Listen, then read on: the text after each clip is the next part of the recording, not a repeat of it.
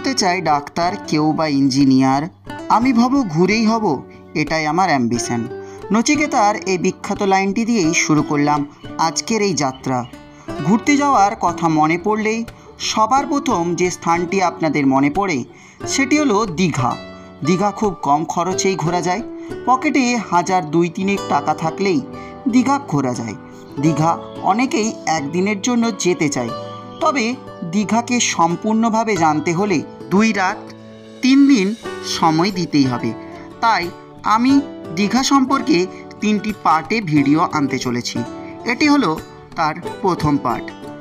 দীঘাতে কি কি রয়েছে, কম খরচে কিভাবে ঘুরে দেখবেন দীঘা, কিভাবে আপনার সাথে ঘটে যাবে স্ক্যাম, সেগুলো কিন্তু এই ভিডিওগুলির মাধ্যমে তুলে ধরা হবে। তো চলুন বন্ধুরা, আজকের ভিডিওটা শুরু করা যাক এখান থেকেই।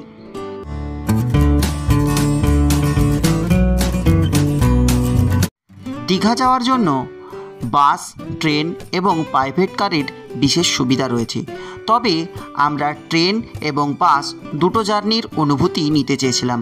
তাই প্রথমেই আমরা ট্রেনে দীঘা যাব এবং ফিরব বাসে। আমরা মেদিনীপুর থেকে 6:20 মেদিনীপুর হাওড়া লোকাল ধরে পৌঁছে গেলাম পাঁশকুড়া জংশন এবং পাঁশকুড়া থেকে 8:35 মেছাদা দীঘা লোকাল ধরে পৌঁছে গেলাম দীঘা স্টেশন। যদিও পাঁশকুড়া সেই দিন ট্রেনটি পৌঁছেছিল প্রায় 9:30 এবং দীঘাতে পৌঁছেছিল আমাদের প্রায় 12:40 মধ্যে।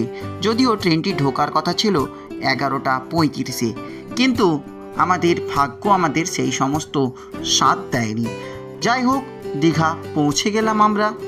এবার আমাদের গন্তব্যস্থল হোটেল খোঁজা।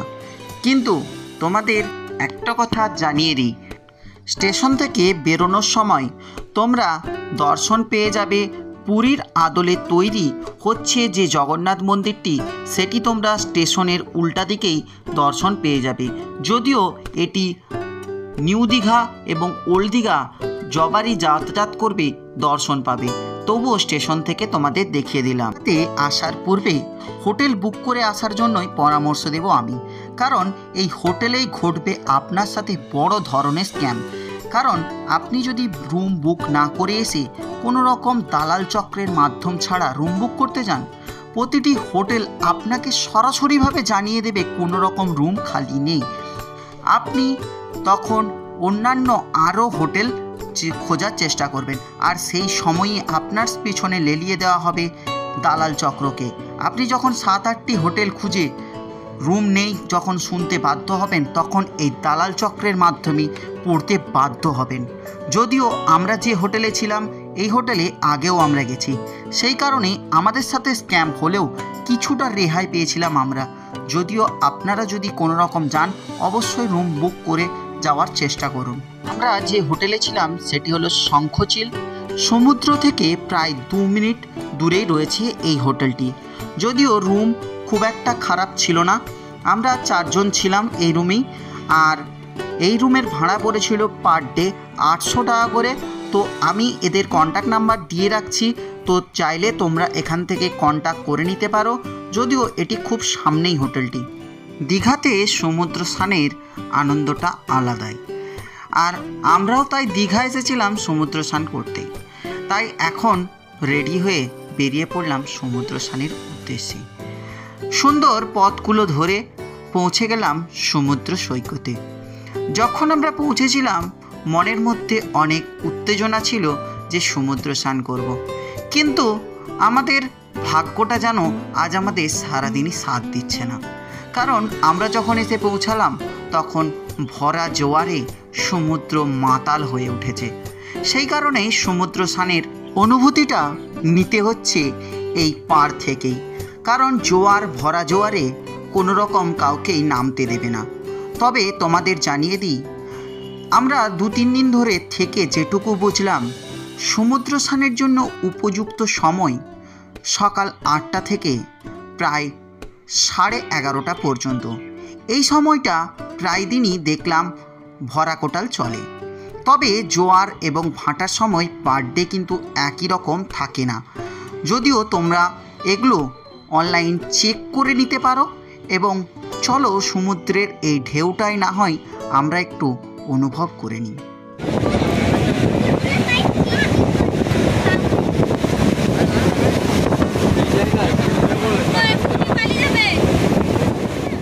সমুদ্র সৈকত থেকে হোটেলে ফিরে নিজেরা স্নান করে বেরিয়ে পড়লাম হোটেলে খাওয়ার উদ্দেশ্যে।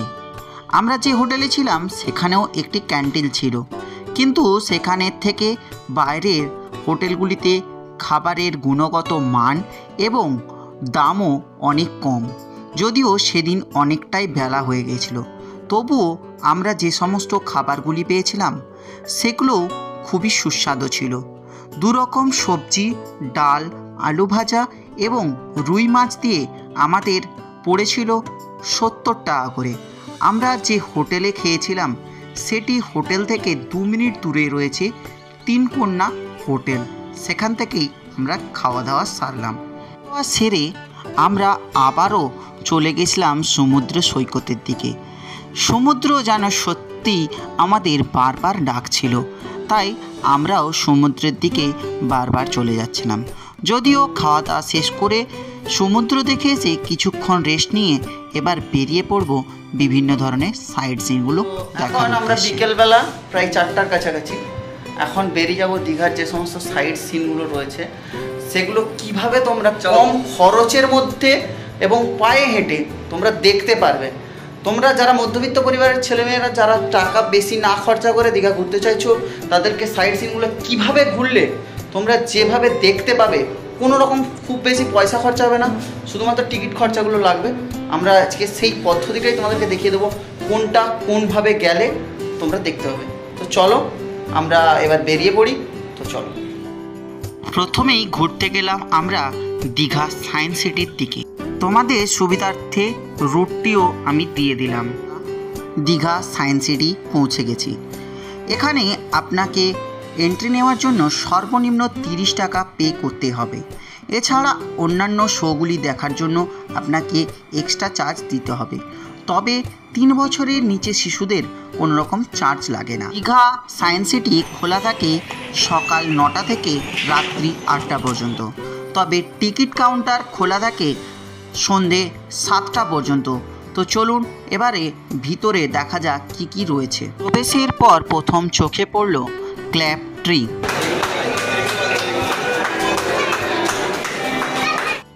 এন্ডলেস সুড়ঙ্গ, এর শেষ যে কোথায় তা খুঁজে পাওয়া খুবই অসম্ভব। আর রয়েছে ভুলভুলিয়া।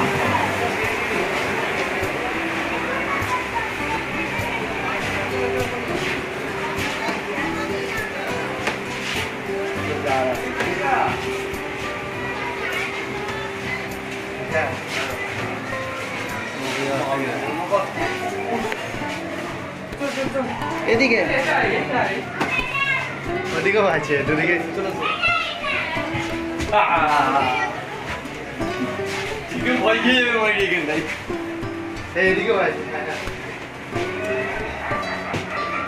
কোন দিকে ঢুকে গেছি আমরা নিজেরাই।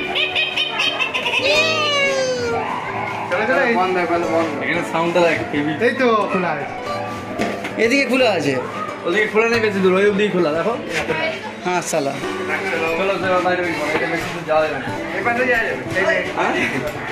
কোন দিকে যাচ্ছে কেউ কিছু খুঁজে পাই নিলে।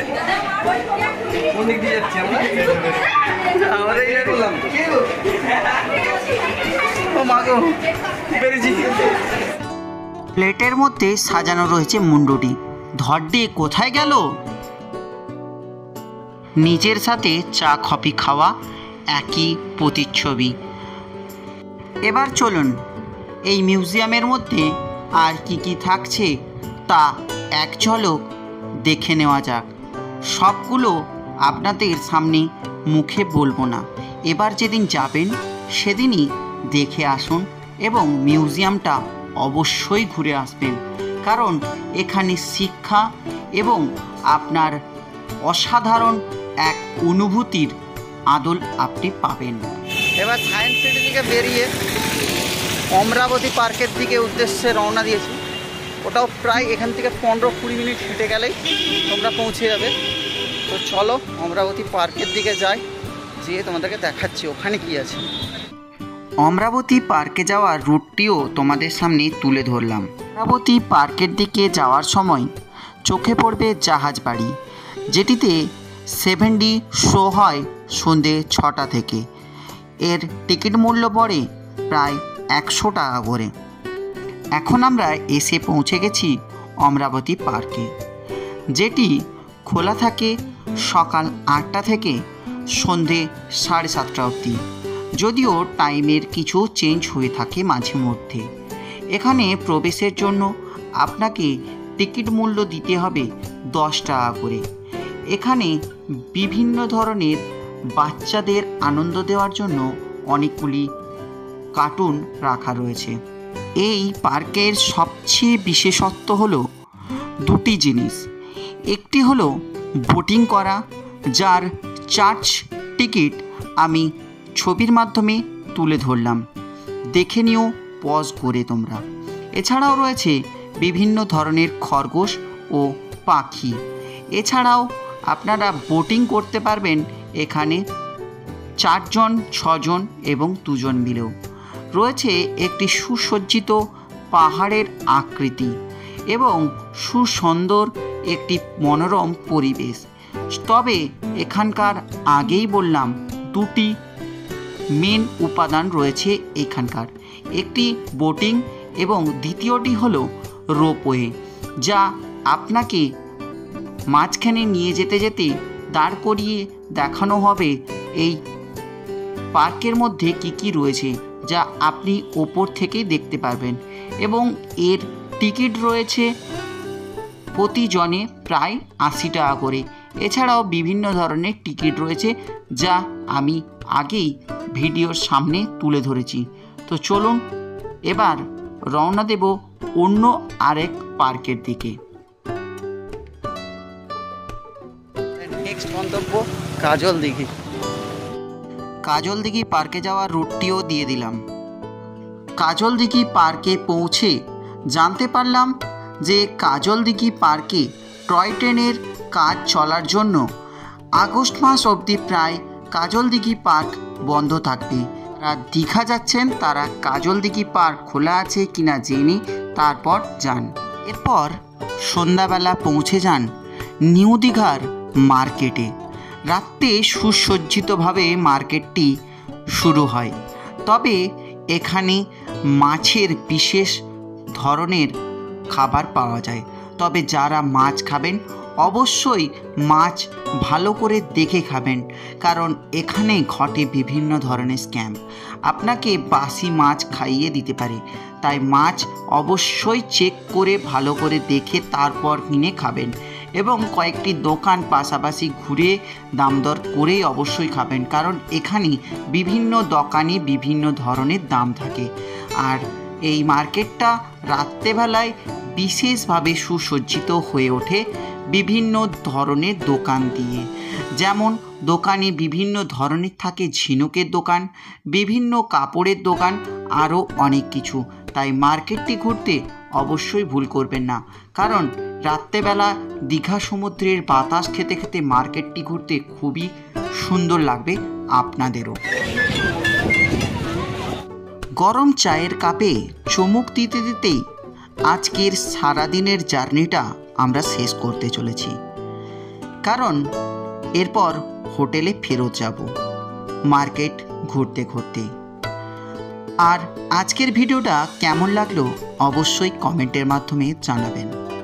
ভালো লাগলে অবশ্যই একটি লাইক করবেন এবং যার সাথে দীঘা ঘুরতে যেতে চাইছেন তাকে অবশ্যই ভিডিওটি শেয়ার করে দিন। একটুও যদি এই ভিডিও থেকে উপকার হয়ে থাকে আপনাদের, তার জন্য আমরা আপনাদের কাছে কৃতজ্ঞ। তো বন্ধুরা, আজকের ভিডিওটা এখানেই শেষ করছি। দেখা হচ্ছে নেক্সট ভিডিওতে। ততক্ষণের জন্য সকলে সুস্থ থাকুন, ভালো থাকুন। Tata, bye bye.